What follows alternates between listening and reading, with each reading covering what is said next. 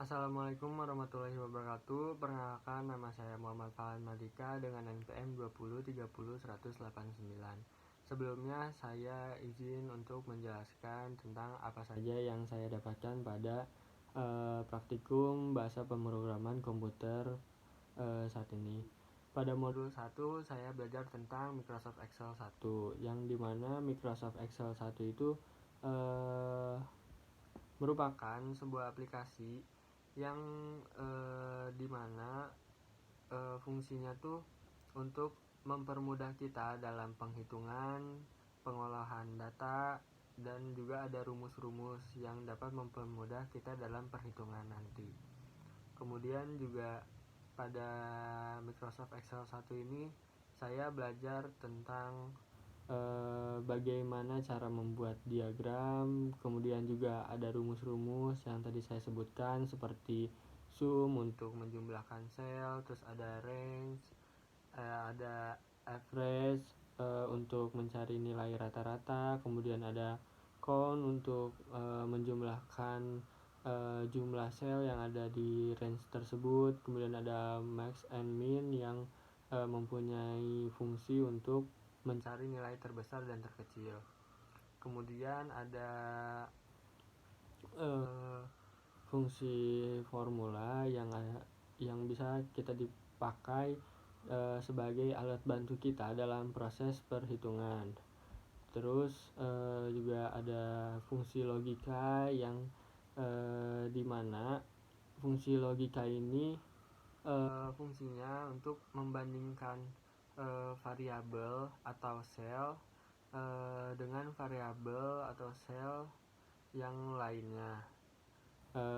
Kemudian operasi logika ini dapat menghasilkan dua alternatif, yaitu nilainya true atau false.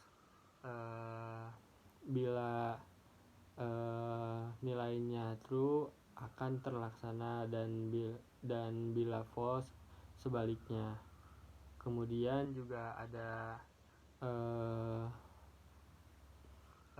operator relasi yang menggunakan ekspresi logika yang dimana ini menggabungkan dua atau lebih ekspresi logika ini dengan and atau or.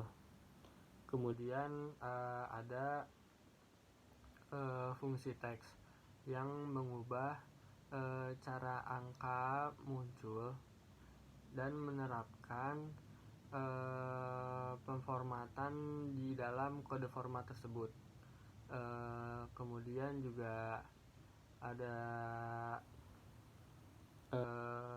fungsi leave untuk mengambil sebagian data yang berjenis teks tersebut dari sebelah kiri. Kemudian juga ada fungsi write yang digunakan untuk mengambil sebagian data itu dari sebelah kanan. Lanjut, ada di modul 2 saya belajar tentang Microsoft Excel 2. Di Microsoft Excel 2 ini saya belajar tentang grafik, yang dimana grafik ini bentuknya tuh visual yang dari data-data yang sudah dikumpulkan.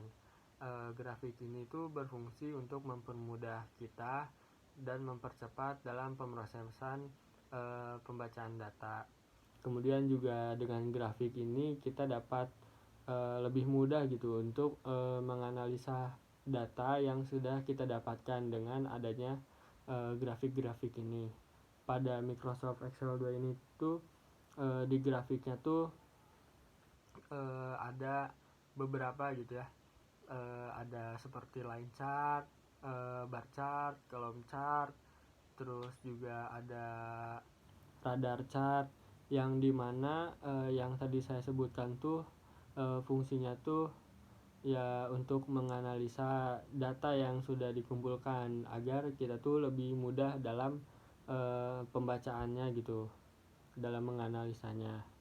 Kemudian juga ada fungsi finansial yang terbagi lagi jadi beberapa gitu, seperti feature value, bank, kemudian ada total bulan pembayaran, kemudian juga ada fungsi statistik, yang dimana fungsi statistik ini merupakan bagian dari rumus-rumus gitu, dari average, terus distribusi binomial, frekuensi, distribusi data, dan lain-lainnya. Kemudian juga ada fungsi matematik yang juga dibagi lagi beberapa, diantaranya seperti absolut, sinus, kosinus, terus ada tangen, sekan, dan lain-lainnya. Kemudian lanjut ke bab 3, saya belajar tentang pengenalan Free Pascal, yang dimana Free Pascal ini sebuah perangkat lunak yang berisikan tentang pernyataan atau instruksi yang nantinya ditulis dalam kode-kode dengan menggunakan pemrograman. Jadi kita tuh di sini tuh belajar bikin program. Seperti studi kasus saya kan tempat parkir yang tadinya sistemnya manual diubah menjadi sistem yang terkomputerisasi dengan Free Pascal ini, agar dapat memudahkan kita dalam transaksinya dan penginputan data, agar tidak memakan waktu yang lebih lama dan juga mengefektif dan efisienkan waktu yang ada. Kemudian pada bab 3 ini, pengenalan Free Pascal ini, saya belajar tentang algoritma, terus kemudian ada langkah-langkah dalam pembuatan pemrogramannya, kemudian ada flowchart yang nantinya tuh algoritma tuh untuk kita memudahkan kita dalam pembuatan si programnya itu sendiri. Jadi langkah-langkahnya itu tertera di situ. Kemudian juga di flowchart juga sama. Jadi di flowchart tuh ada bentuk-bentuknya gitu. Ada masing-masing bentuknya yang ya fungsinya tuh untuk memudahkan kita dalam pembuatan program itu, jadi lebih tersusun lah gitu. Kemudian juga ada bagian pernyataan atau statement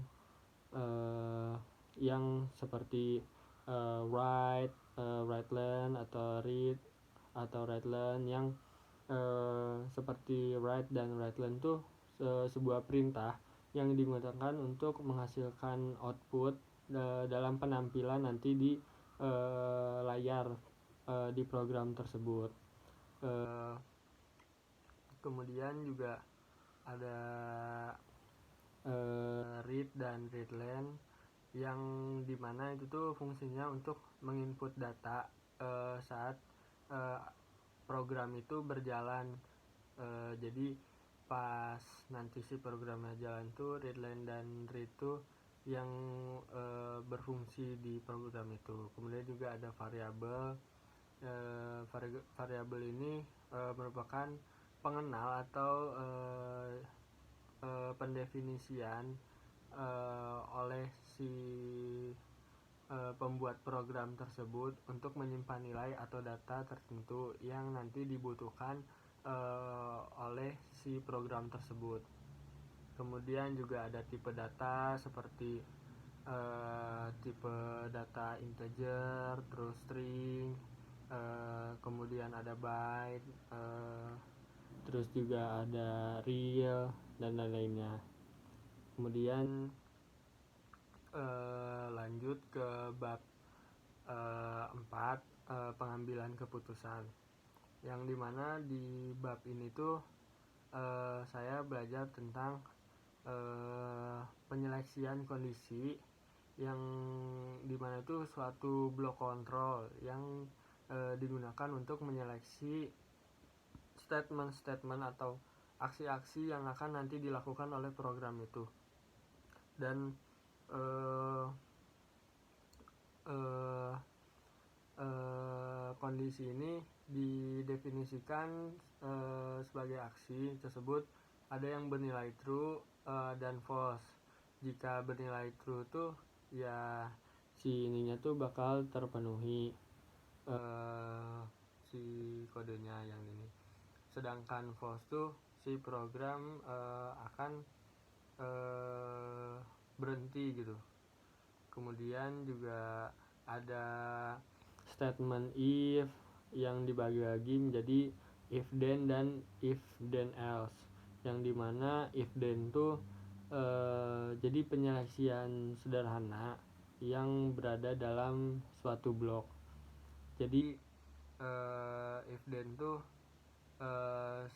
semisal bila program yang dieksekusi itu salah gitu dimasukinnya, si program tuh akan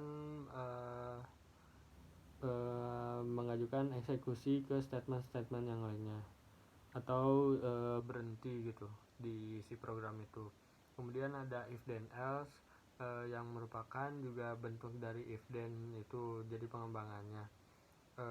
Bila if then else tuh memiliki dua pernyataan yang terdapat pada statement atau statement gabungan ini.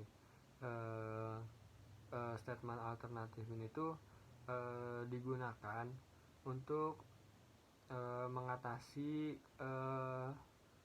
kesalahan yang ada pada program saat didefinisikan bernilai salah atau nantinya tidak terpenuhi, maka akan berhenti gitu atau keluar dari program itu. Kemudian ada statement case alternatif atau perintah if yang digunakan jika si relasi itu tuh dalam kondisi relasi yang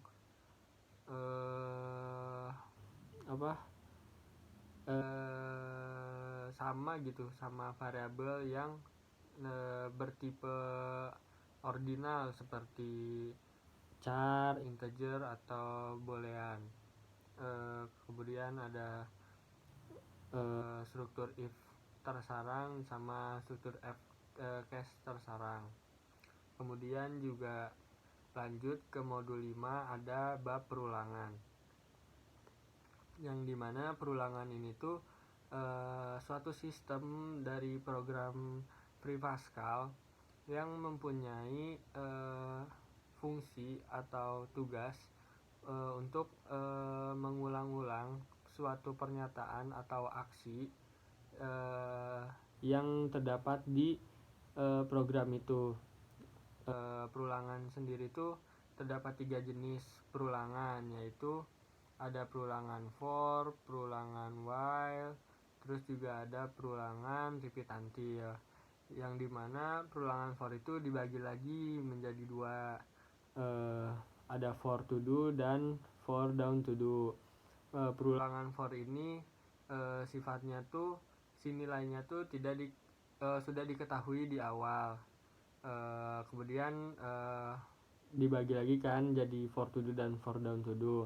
Bila for to do tuh perulangannya tuh positif, jadi si nilainya tuh dari yang besar ke kecil. Untuk for to do tuh dari nilainya tuh dari kecil ke besar. Kemudian for down to do tuh perulangan negatif, jadi si nilainya tuh dari yang besar ke kecil turun gitu. Kemudian ada perulangan while, perulangan ini tuh nggak diketahui si nilainya tuh di awal, jadi kita belum tahu nilai si perulangannya tuh di awal. Kemudian juga pada perulangan while ini tuh bila si kondisi yang dimasukkan itu bernilai true, maka si perulangan ini tuh akan lanjut gitu si programnya tuh. Dan jika bila bernilai false, si perulangan ini tuh akan berhenti. Terus juga ada perulangan repeat until Perulangan repeat until juga hampir sama ya, sama kayak perulangan while. Nilainya belum diketahui di awal, cuman bedanya tuh bila si kondisi yang dimasukkannya bernilai true, si perulangan ininya tuh akan lanjut ke poin selanjutnya, dan bila jika kondisinya false akan terus mengulang-ulang si pernyataan tersebut. Jadi kalau misalkan di repeat until tuh semisal seperti studi kasus saya kan tempat parkir, misalkan salah memasukkan kode dengan kode yang tidak dicantumkan di program tersebut, akan terus ditanyakan sampai si yang memasukkan kodenya tuh benar gitu nilainya yang sudah dicantumkan di program tersebut. Kemudian lanjut ke modul 6, ada modul array. Array ini sebuah tipe data terstruktur yang berguna untuk menyimpan data-data yang sudah diinput sebelumnya yang bertipe sama gitu. Array sendiri itu suatu variabel di RAM. Jadi RAM ini jadi array ini tuh dapat menyimpan data-data yang sudah diinput di awal, dan nanti itu akan ditampilkan kembali di akhir gitu, di output, tanpa kita mereset kembali si program tersebut. Kemudian di array ini ada deklarasi array, yang dimana deklarasi array ini pendeklarasian yang dilakukan dengan kata kunci gitu. Jadi pada pendeklarasiannya tuh ada kata kuncinya, yaitu array sendiri gitu, kata kuncinya tuh. Kemudian juga di array ini pada pendeklarasiannya tuh ada tanda lagi, yaitu bracket atau tanda siku. Kemudian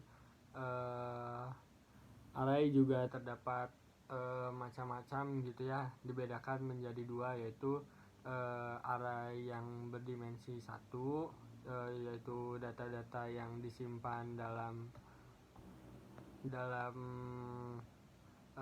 baris array. Jadi dibutuhkan satu penomoran indeks gitu di array itu. Kemudian juga array berdimensi 2, yaitu sering gitu digambarkan variabel array. Terus juga lanjut ke modul 7, yaitu prosedur dan fungsi. Prosedur sendiri itu sebuah rutin atau sebuah sistem yang ada di Pre-Pascal. Fungsinya tuh untuk memproses suatu program yang ada di situ gitu. Jadi si prosedur dan fungsi itu mempunyai fungsi untuk menyederhanakan program yang kita buat. Kan asalnya tuh programnya rumit gitu, jadi lebih sederhana dan lebih terstruktur agar dapat memudahkan kita dalam pembacaannya si program tersebut. Kemudian juga ada fungsi. Fungsi juga hampir mirip sama prosedur, namun fungsi itu yang membedakannya tuh ada pengembalian nilai dalam fungsi itu. Kemudian juga fungsi itu bisa didefinisikan juga ya tadi yang dibilang ya sebagai prosedur, cuman ya perbedaannya fungsi itu mempunyai pengembalian nilai, dan bila si prosedur sama si fungsi ini tuh dapat kita dengan tuliskan cukup seperti prosedur struk parkir atau struk rekapitulasi atau prosedur motor atau mobil gitu. Jadi nanti bila emang dibutuhkan si prosedur-prosedur ini tuh kita hanya perlu memanggilnya gitu.